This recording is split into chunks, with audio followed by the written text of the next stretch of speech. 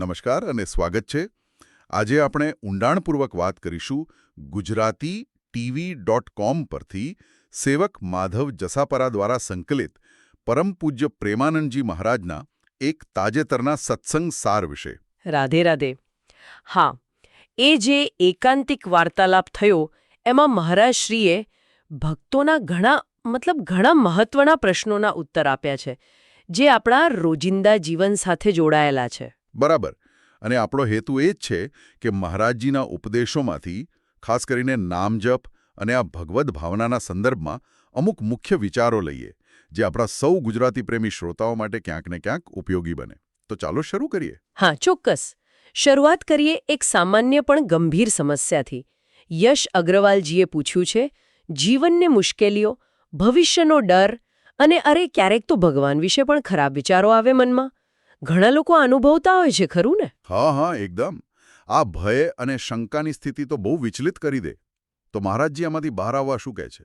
શું ખાલી રાહ જોવાની કે પરિસ્થિતિ સુધરે એની? ના, રાહ જોવાની વાત નથી કરતા. અહીંયા તો સક્રિય ઉપાય છે ભજન અને નામજપ. એમનું સ્પષ્ટ મત છે કે ભજન કરો એટલે મનની જે અશુદ્ધિઓ છે ને એ દૂર થાય, બુદ્ધિ નિર્મળ બને. બુદ્ધિ શુદ્ધ થાય પછી? બરાબર. અને પછી સાચો નિર્ણય લઈ શકાય. આગળ શું થશે એ ભયનું મૂળ કારણ શું? મનની ચંચળતા અને અજ્ઞાન જ છે ને. એટલે કે રાધા નામ કે કૃષ્ણ નામનો જપ કરીએ તો એ ભરોસો આવે કે જે કંઈ પણ થઈ રહ્યું છે કે થશે એ પરમાત્માની યોજના મુજબ જ છે અને સારું જ હશે, એમને? આ સમજ જ ભય કાઢી નાખે. બરાબર. અને એ પણ યાદ રાખવાનું કે મોટાભાગની તકલીફો તો આપણા પોતાના પૂર્વકર્મોનું ફળ છે, પ્રારબ્ધ જેને કહીએ. એટલે ભગવાન પર દોષ નાખવાને બદલે ભજનથી પાપ ઓછા કરવા અને અત્યારે નશો કે ખરાબ કામોથી બચવું, એ જ રસ્તો છે. આ તો થઈ મનની વાત, અંદરના સંઘર્ષની. પણ બહાર વ્યવહારમાં પણ ધર્મ સંકટ આવે ને. જેમ કે હિતેશજી, એ TTE છે. હવે એમને મૂંઝવણ થાય છે કે ફરજ અને દયા વચ્ચે શું કરવું. ટિકિટ વગરના મુસાફર મળે ત્યારે નિયમ પ્રમાણે દંડ કરવો એ પાપ ગણાય. અહીંયા મહારાજજી વિવેક શબ્દ પર બહુ ભાર મૂકે છે. જુઓ, ફરજ બજાવવી એ પાપ નથી જ, પણ બધી પરિસ્થિતિ એક સરખી ન હોય. જો કોઈ ખરેખર લાચાર લાગે, ગરીબ લાગે, તો થોડી માનવતા રાખવી, કદાચ દંડ માફ કરવો. પણ જો કોઈ જાણી જોઈને જ નિયમ તોડતો હોય તો પછી દંડ કરવો પડે. હા, એટલે નિયમ આંધળો નથી. પરિસ્થિતિ જોઈને વિવેક વાપરવાનો છે. અને મહારાજજી તો એથી આગળ વધીને કહે છે કે કોઈ બહુ જ જરૂરિયાતમંદ હોય તો કદાચ પોતાના પૈસાથી દંડ ભરી દેવો. આ તો બહુ ઊંચી વાત થઈ, પ્રેરણાદાયક છે. હા, એમનો આશય એ જ છે કે આપણા વર્તનમાં કરુણા અને વિવેક હોવા જોઈએ, ખાલી નિયમ પકડવાનો આગ્રહ નહીં. આ કરુણા અને વિવેકની વાત પરથી જ આપણે સામાજિક અને પારિવારિક સંઘર્ષો પર આવીએ. પ્રકાશજી પૂછે છે કે સમજો કે કોઈ વ્યક્તિ ખરાબ આદતો છોડી દે, સારો રસ્તો પકડે, સત્સંગ કરવા માંડે, ત્યારે એના મિત્રો સગાવાલા જ મજાક ઉડાવે, રોકવાની કોશિશ કરે. પેલું કહે ને, 100 ચૂહે ખા કે બિલ્લી હજ કો ચલી. આવા મહેણા મારે. આ દબાણ સામે શું કરવું? મહારાજજી આને સમાજની એક વાસ્તવિકતા ગણાવે છે. એ કહે છે કે ખોટા રસ્તે ચાલશો તો ઘણા સાથ આપશે, પણ સાચા રસ્તે જશો ને તો લોકો હસશે. આવું થાય ત્યારે શું કરવાનું? લડવું પડે. બહાર નહીં, પોતાના મન સાથે. એટલે કે લોકોની વાત સાંભળીને ડગી ન જવાનું, પોતાના નિર્ણય પર મક્કમ રહેવાનું, નામજપનું બળ રાખવાનું. અને રસપ્રદ વાત એ છે કે મહારાજજી તો જે મજાક ઉડાવે છે એમના માટે પણ પ્રાર્થના કરવાનું કહે છે, એમના પ્રત્યે દ્વેષ નહીં. બરાબર. કારણ કે આપણો હેતુ બદલો લેવાનો નથી, આપણો હેતુ પોતાની ઉન્નતિ કરવાનો છે. અને જે મક્કમ રહે છે ને એને કોઈ રોકી નથી શકતું. ઉદાહરણ પણ આપ્યું છે કે 40 વર્ષથી દારૂ પીનાર વ્યક્તિ પણ પ્રવચન સાંભળીને છોડી દે જો નક્કી કરી લેતો. એટલે તિલકમાળાથી શરમાવું નહીં, આપણો સંબંધ તો ભગવાન સાથે બંધાઈ રહ્યો છે. અને આ જ વાત ઘરમાં પણ લાગુ પડે ને. માનો કે કોઈ ડુંગળી લસણ ન ખાવાનો નિયમ લે તો ઘરના બીજા લોકો કદાચ દબાણ કરે, મતભેદ થાય. હા, અહીં પણ મહારાજજી એ જ કહે છે, સંતુલન અને પ્રેમ. ભક્તિ તોડવા માટે નથી, જોડવા માટે છે. પોતાની શ્રદ્ધા પાક્કી રાખો, પણ પરિવારની સેવા કરો પ્રેમથી. જરૂર પડે તો એમના માટે અલગ રસોઈ બનાવો, પણ તમે તમારો નિયમ પાળો. વિભીષણજી લંકામાં રહીને ભક્તિ કરી શક્યા, એ યાદ રાખવાનું. ઝઘડો નહીં પણ પ્રેમ અને સેવાથી એવું વાતાવરણ બનાવો કે બીજા પણ પ્રભાવિત થાય. તો અત્યાર સુધીની વાતનો સાર એ છે કે ભય, શંકા, વ્યવહારિક મૂંઝવણ, સામાજિક દબાણ, પારિવારિક મતભેદ આ બધા સામે મહારાજજી નામજપ, ભગવત ભાવ, વિવેક અને પ્રેમભરી મક્કમતા પર ભાર મૂકે છે. હવે થોડા ઊંડા ઉતરીએ. નામજપ અને ભક્તિના સ્વરૂપને સમજવાની કોશિશ કરીએ. ચોક્કસ. ઘણા સાધકોના મનમાં આ પ્રશ્ન હોય છે કે આ નામજપ કોણ કરે છે. એડવોકેટ અમિતજી પૂછે છે કે જો આત્મા અક્રિય છે તો જપ કોણ કરી રહ્યો છે? હા, આ તો બહુ મૂળભૂત પ્રશ્ન છે. શું એનો અર્થ એ કે જપ કરવો એ ખાલી ભ્રમ છે? ના, ભ્રમ નથી, પણ સમજવાની વાત છે. અત્યારે આપણે દેહભાવમાં છીએ, એટલે આપણો જે હું છે ને, અહંકાર જેને કહીએ, હા, એ મન, બુદ્ધિ, ઇન્દ્રિયો સાથે એક થઈ ગયો છે. એટલે આ હું જ વાણી ઇન્દ્રિયથી જપ કરે છે. અચ્છા. અને એની પાછળ અંતઃકરણની શક્તિ છે. પણ આ બધાનો પ્રકાશક સાક્ષી કોણ? એ આત્મા છે. ઓહ, એટલે જપ કરનાર એ હું છે જેને પોતાની જાતને શરીર મન માની લીધા છે અને નામ જપનો હેતુ આ ખોટી માન્યતા તોડવાનો છે. બરાબર. નામ જપના સતત અભ્યાસથી આ જે તાદાત્મ્ય છે ને એ ધીરે ધીરે ઓગળે છે. શરીર, મન, બુદ્ધિ બધું જ ભગવાનનું સ્વરૂપ, કૃષ્ણમય, રામમય બનતું જાય છે. છેવટે વ્યક્તિ પોતાના શુદ્ધ, અક્રિય, સાક્ષી સ્વરૂપમાં સ્થિર થાય છે. એટલે નામ જપ એક બાહ્ય સાધન છે જે અંદર બદલાવ લાવીને આપણને ભગવત સ્વરૂપ સુધી પહોંચાડે છે. પેલું તુલસીદાસજીનું છે ને, રામ નામ મણિ દીપધર જીહ દેહરી દ્વાર. હા, સમજાયું. પણ હર્ષદીપ યાદવજી પૂછે છે તેમ ભક્તિમાં હંમેશા એક સરખી સ્થિતિ કેમ નથી રહેતી? ક્યારેક ભજન બહુ ગમે, ક્યારેક મન માયા તરફ, ભોગ તરફ ખેંચાય. શું આ આપણી બેદરકારી છે, પ્રમાદ છે? જો મહારાજજી આને આપણી વ્યક્તિગત ભૂલ કે નિષ્ફળતા નથી ગણતા. એ કહે છે કે આ તો પ્રકૃતિના 3 ગુણો છે ને, સત્વ, રજસ અને તમસ, એનો પ્રભાવ છે. જ્યારે સત્વગુણ વધે ત્યારે ભજન, સત્સંગ, સેવામાં મન લાગે. રજોગુણ વધે ત્યારે ભોગ, પ્રવૃત્તિ, મહત્વાકાંક્ષા વધે. અને તમોગુણ આવે ત્યારે આળસ, ઊંઘ, પ્રમાદ ઘેરી વળે. એટલે આ ગુણોનો ખેલ આપણા ઉપર ચાલ્યા જ કરે છે. જ્યાં સુધી આપણે ગુણોથી પાર ન થઈએ ત્યાં સુધી આ ઉતાર ચઢાવ રહેવાના. તો આનો ઉપાય શું? ઉપાય છે જબરદસ્તી ભજન કરવું. મહારાજજી આ શબ્દ વાપરે છે. ખાસ કરીને જ્યારે રજોગુણ કે તમોગુણનો જોર હોય ને, મન ન માનતું હોય, ત્યારે પણ નિયમ તરીકે આગ્રહથી નામજપ કે કીર્તન કરવું. આ રીતે અભ્યાસ કરવાથી ધીમે ધીમે 3 ગુણોમાં ભજનની ટેવ પડે છે અને પછી ગુણોનો પ્રભાવ ઓછો થતો જાય છે. અને એ પણ સ્પષ્ટતા જરૂરી છે કે ભજનના કારણે જે બેપરવાહી આવે, મતલબ કે સંસારના સુખ દુઃખ માટે સંભાવ, અનાસક્તિ, એ તો ભજનનું ફળ છે, એ પ્રમાદ નથી. પણ ભજન કરવામાં જ આળસ કરવી એ પ્રમાદ છે. એકદમ સાચી વાત. હવે આ નામજપના મહિમાની વાત ચાલે છે તો અભિષેકજી પૂછે છે કે શું સામાન્ય ગૃહસ્થ માટે ષડદર્શન જેવા મોટા મોટા શાસ્ત્રોનું જ્ઞાન મેળવવું જરૂરી છે ભગવાનને પામવા? ઘણાને આ બધું સમજવું બહુ અઘરું લાગે છે. હા, આ પણ એક સામાન્ય માન્યતા છે કે ભક્તિ કરવી હોય તો પંડિત થવું પડે. મહારાજજી શું કહે છે આ વિશે? મહારાજજી બહુ જ ભાર દઈને કહે છે, બિલકુલ જરૂરી નથી. ખાલી નામજપ પૂરતો છે. વાલ્મીકીજીનું ઉદાહરણ આપે છે. મરા જપીને મહાન ઋષિ બન્યા, રામાયણ લખ્યું. નામ જ સર્વ શાસ્ત્રો, વેદો, પુરાણોનો સાર છે, બીજ છે. તો પછી સામાન્ય માણસ જે ઘર સંસારમાં છે એના માટે સરળ રસ્તો કયો? પોતાના ધર્મ પ્રમાણે ઈમાનદારીથી કમાવું, પરિવારનું ધ્યાન રાખવું, બને ત્યાં સુધી પાપથી બચવું અને સૌથી અગત્યનું નિરંતર શ્રદ્ધાથી નામજપ કરતા રહેવું. ભગવાન ગીતામાં પોતે જ કહે છે ને કે જે અનન્ય ભાવે મને યાદ કરે છે એના માટે હું સહેલાઈથી પ્રાપ્ય છું. પણ અહીંયા નિરંતર અને આદરપૂર્વક એ શબ્દો બહુ મહત્વના છે. 2-4 દાડા કરીને છોડી દઈએ કે શ્રદ્ધા વગર કરીએ તો કદાચ અનુભવ ન થાય. લાંબો સમય અભ્યાસ કરવો પડે. ચોક્કસ. અને અનિતાજીનો પ્રશ્ન આ અભ્યાસના નિયમો વિશે જ છે. શું ગુરુ મંત્ર એક જ જગ્યાએ બેસીને જ કરવો પડે કે ચાલતા ફરતા કામ કરતા પણ કરી શકાય? પવિત્રતાના નિયમો શું? હા, આ પણ ઘણાના મનમાં મૂંઝવણ હોય છે. ખાસ કરીને જે લોકો બહુ વ્યસ્ત હોય છે? મહારાજજી સ્પષ્ટ કહે છે કે જે ગુરુમંત્ર હોય, દીક્ષા વખતે મળ્યો હોય, એના માટે શરીર, વસ્ત્ર અને સ્થાનની પવિત્રતા જરૂરી છે. જો આ શરતો પડાતી હોય, જેમ કે સ્નાન કરેલું હોય, ચોખ્ખા કપડાં પહેર્યા હોય, જગ્યા શુદ્ધ હોય, તો કામ કરતા પણ કરી શકાય.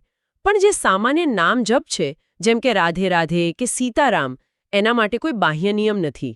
અચ્છા, એટલે સામાન્ય નામ જપ ગમે ત્યારે ગમે ત્યાં શુદ્ધ હોય કે અશુદ્ધ અવસ્થામાં થઈ શકે. હા, મહારાજજી યાદ દેવડાવે છે કે ખરી પવિત્રતા તો મનની છે, ભગવાનને યાદ કરવાની છે. શરીર તો મળમૂત્રથી ભરેલું જ છે, એટલે બાહ્ય નિયમો મનને સ્થિર કરવામાં મદદ કરે છે, પણ એ બંધન નથી. ખાસ કરીને સામાન્ય નામ જપ માટે તો બિલકુલ નહીં. આ સ્પષ્ટતાથી ઘણાને રાહત થશે. હવે આપણે ભક્તિના ફળ અને અમુક ગહન અનુભવો તરફ જઈએ. વિક્રાંતસિંહજી પૂછે છે કે ભગવાનનો સાક્ષાત્કાર કેવો હોય? શું એ ખાલી નિશ્શબ્દ અનુભૂતિ છે કે ભગવાન સાથે વાતચીત પણ થઈ શકે? મહારાજજી અહીં તુલસીદાસજીની પંક્તિ યાદ કરાવે છે. જાકી રહી ભાવના જૈસી, પ્રભુ મૂરત દેખી તિન તૈસી. જેવી જેની ભાવના હોય એવો એને અનુભવ થાય. ભગવાન તો અનંત રૂપમાં, અનંત ભાવમાં પ્રગટ થઈ શકે છે. શાંત દર્શન પણ આપે અને પ્રેમને વશ થઈને ગોપીઓ કે ભક્તો સાથે વાતો પણ કરે, રમે પણ ખરા. ઓહ, એટલે સાક્ષાત્કારનું કોઈ એક ચોક્કસ સ્વરૂપ નથી. એ સાધકની ભાવના અને પાત્રતા પર આધાર રાખે છે. અને આ પ્રેમની સ્થિતિ સુધી પહોંચવા શું કરવું પડે? પાપથી બચવું, ભગવાનની લીલાઓ સાંભળવી, આ બધું ચિત્ત શુદ્ધ કરવા માટે ખૂબ જરૂરી છે. અહંકાર જાય ત્યારે જ ભગવાન કૃપા કરીને દર્શન આપે. આ ભગવત કૃપાની વાત આવી તો એક ભક્ત હનુમાનજીના સાક્ષાત્કાર વિશે પૂછે છે. એ કેવી રીતે થાય? મહારાજજી જણાવે છે કે હનુમાનજી તો રામચરિત સુનબેકો રસિયા છે. એમને શ્રીરામનું ચરિત્ર સાંભળવું બહુ જ ગમે. એટલે સિયારામ નામનો જપ અને રામચરિત્રનું પ્રેમથી ગાન કરીએ તો હનુમાનજી રાજી થાય અને કૃપા કરે. એવી પણ વાત છે ને કે જ્યાં રામકથા થતી હોય ત્યાં હનુમાનજી સૂક્ષ્મ રૂપે હાજર જ હોય છે. હા, શાસ્ત્રોમાં એવું વર્ણન છે કે અદ્રશ્ય રૂપે હાજર રહીને ભાવમાં આવીને આંસુ વહાવે છે. એટલે એક આસન એમના માટે રાખીને એ અહીં બિરાજમાન છે એવી ભાવનાથી નામ જપ અને રામકથા કરીએ તો એમની કૃપા જરૂર મળે. અત્યાર સુધી આપણે પોતાની સાધના અને અનુભવોની વાત કરી. પણ આપણી આસપાસના લોકો સાથેના સંબંધોનું શું? રશ્મિજી પૂછે છે કે પોતાને અને બીજાને સુખી કેવી રીતે રાખી શકીએ? અહીં મહારાજજી બહુ જ સરસ અને ઊંડો ઉપાય બતાવે છે. એ કહે છે કે જુઓ, બીજા માણસોને હંમેશા ખુશ રાખવાનો પ્રયત્ન કરવો એ લગભગ અશક્ય છે. કેમ કે દરેકનો સ્વભાવ જુદો, અપેક્ષા જુદી, પરિસ્થિતિ બદલાય. આજે જે ખુશ હોય કાલે નારાજ થઈ જાય. તો પછી શું કરવું? બીજાની ખુશીની ચિંતા જ ન કરવી? ના, એમ નહીં. ચિંતા ન કરવી એમ નહીં, પણ ધ્યાનનું કેન્દ્ર બદલવાનું છે. વ્યક્તિઓ એટલે કે ડાળી પાંદડાને પાણી પાવાને બદલે મૂળને પાણી પાવાનું. મૂળ કોણ છે? ભગવાન. જો આપણે ભગવાનને રાજી રાખવાનો પ્રયત્ન કરીએ, બધામાં ભગવાનનો ભાવ રાખીએ, તો પછી બધા જીવો આપોઆપ પ્રસન્ન રહે છે, અથવા તો એમના તરફનો આપણો ભાવ સમ રહે છે. આપણને દુઃખ નથી થતું. આ ભગવત ભાવના શબ્દ બહુ મહત્વનો લાગે છે. એટલે કે કોઈ આપણને કડવું બોલે કે આપણી વિરુદ્ધ વર્તન કરે તો પણ એનામાં રહેલા ભગવાનને જોવા અને ગુસ્સો કરવાને બદલે નામ જપમાં લાગી જવું. પરમાત્મા છે એ ભાવ દ્રઢ કરવો. આ જ સાચો રસ્તો છે સુખી થવાનો અને બીજાને સુખી રાખવાનો. આ ભગવત ભાવ કેળવીએ તો કદાચ અર્ચનાજીના પ્રશ્નનો જવાબ પણ મળી જાય. એ કહે છે કે જ્યારે ખબર પડી જાય કે તે એટલે કે પરમાત્મા છે પણ હજી મળ્યા નથી, ત્યારે સંસારમાં રહેવું બહુ અઘરું લાગે છે. એક બેચેની રહ્યા કરે છે. હા, મહારાજજી આ સ્થિતિને સમજે છે, પણ એનો ઉકેલ સંસાર છોડીને ભાગી જવામાં નથી બતાવતા. કેમ? કારણ કે તે પરમાત્મા તો બધે જ છે. સંસારમાં પણ એ જ છે, સંસારની બહાર પણ એ જ છે. ક્યાં જશો ભાગીને? સિયારામમય સબ જગ જાની. એટલે ભાગવા માટે કોઈ એવી જગ્યા જ નથી જ્યાં ભગવાન ના હોય. તકલીફ બહાર નથી, આપણી દ્રષ્ટિમાં છે. એકદમ સાચી વાત. દ્રષ્ટિ બદલવાની છે. માયા પણ એમની જ છે અને ભગવાન પણ બધે જ છે. જેમ ગોપીઓને બધે કૃષ્ણ જ દેખાતા હતા, તેમ ભજનના બળથી એવી દ્રષ્ટિ કેળવવાની છે કે બધે એ પરમાત્મા જ દેખાય. પછી સંસાર કાપવા નહીં દોડે, પણ ભગવાનની લીલાભૂમિ લાગશે. ડૉક્ટર હરપાલસિંહજીનો પ્રશ્ન પ્રારબ્ધ અને રોગ વિશે છે. શું નામ જપથી આનુવંશિક રોગો જે પેઢી દર પેઢી ચાલ્યા આવે છે કે બીજા ગંભીર રોગો મટી શકે? આ બાબતમાં મહારાજજી બહુ સ્પષ્ટ વાત કરે છે. એ કહે છે કે આવા રોગો મોટાભાગે પ્રારબ્ધ ભોગ હોય છે, જે ભોગવવા જ પડે છે. નામ જપ સીધો રોગ નથી મટાડતો, કેમ કે મોટા મોટા સંતોએ પણ શરીરના કષ્ટો સહન કર્યા છે. ખુદ મહારાજજીને પણ કિડનીની તકલીફ છે, જે આનુવંશિત છે. તો પછી નામ જપનો ફાયદો શું આ બાબતમાં? નામ જપ એ રોગને સહન કરવાની અદ્ભુત શક્તિ આપે છે, મનને શાંત રાખે છે, શરીર પ્રત્યેની જે આસક્તિ હોય ને એ ઓછી કરે છે, અને એ કષ્ટ ભોગવતા ભોગવતા પણ વ્યક્તિ ભગવત પ્રાપ્તિ કરી શકે છે. પ્રારબ્ધનો જે વેગ છે એ કદાચ થોડો હળવો થાય, પણ ભોગ ટળતો નથી. પણ નામ જપથી એ કષ્ટમાં પણ તેરા કિયા મીઠા લાગે એવો ભાવ આવે છે. આ સમજ પ્રારબ્ધ અને પુરુષાર્થ વચ્ચેનું સંતુલન બતાવે છે. એવી જ રીતે સોનુજી પુનર્જન્મ અને શ્રાદ્ધ વિશે પૂછે છે. જો આત્મા તરત બીજો જન્મ લઈ લે છે, તો આપણે જે પિતૃઓ માટે શ્રાદ્ધ તર્પણ કરીએ છીએ એ એમને કેવી રીતે પહોંચે?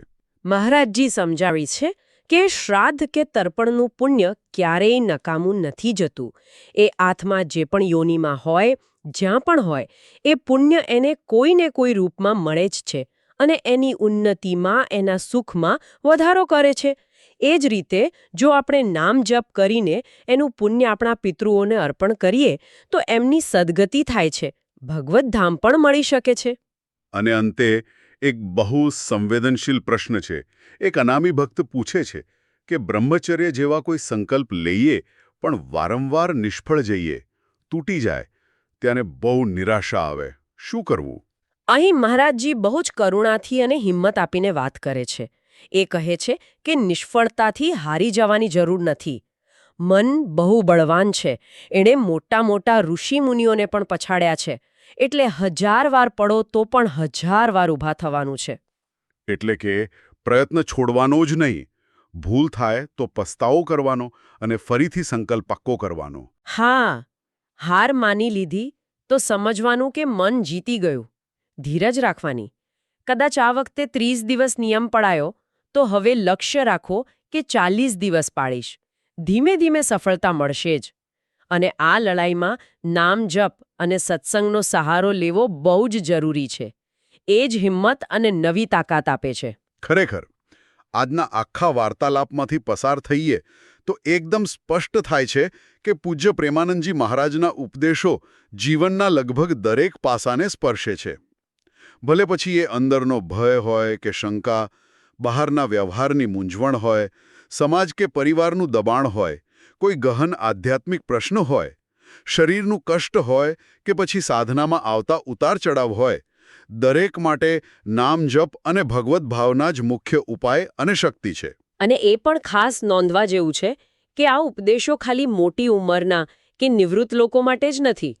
એક યુવાને કેટલી સુંદર કવિતા લખીને મહારાજજી માટે પોતાનો ભાવ વ્યક્ત કર્યો છે, અને એના જીવન પર કેવી સારી અસર થઈ છે એ બતાવ્યું છે. એ બતાવે છે કે યુવાનો પણ આ શાશ્વત સત્યો તરફ ખેંચાઈ રહ્યા છે. નિશ્ચિત રૂપે. તો આજના આ મંથન પછી શ્રોતાઓ માટે કોઈ એક વિચાર મૂકી શકીએ જેના પર એ લોકો મનન કરી શકે? હા, જરૂર. જુઓ, મહારાજજી વારંવાર કહે છે કે બધામાં અને બધે જ દરેક પરિસ્થિતિમાં ભગવાનને જુઓ, ભગવત ભાવના. તો આપણે આપણા રોજિંદા જીવનમાં, નાની નાની વાતોમાં, દરેક વ્યવહારમાં શું સભાનપણે એક ક્ષણ માટે પણ આ ભાવ રાખવાનો પ્રયત્ન કરી શકીએ? જો હા, તો આપણા અનુભવોમાં, આપણા સંબંધોમાં અને આપણી અંદરની શાંતિમાં કેવો ફરક પડી શકે? આ ખરેખર વિચારવા જેવો અને બની શકે તો અનુભવવા જેવો પ્રયોગ છે. ખૂબ જ સુંદર અંતિમ વિચાર. આશા રાખીએ કે આ ચર્ચા આપ સૌ શ્રોતાઓને ગમી હશે, કંઈક ઉપયોગી લાગી હશે. આ અંગે આપના વિચારો, આપના પ્રતિભાવો નીચે કોમેન્ટ બોક્સમાં જરૂર જણાવજો. GujaratiTV.com દ્વારા પ્રસ્તુત અને સેવક માધવ જસાપરા દ્વારા સંકલિત આવા વધુ પ્રેરણાદાયી સત્સંગ સાર અને ચર્ચાઓ માટે અમારી ચેનલને લાઇક કરો, તમારા મિત્રો સાથે શેર કરો અને હા, સબસ્ક્રાઇબ કરવાનું ભૂલશો નહીં. રાધે રાધે. રાધે રાધે.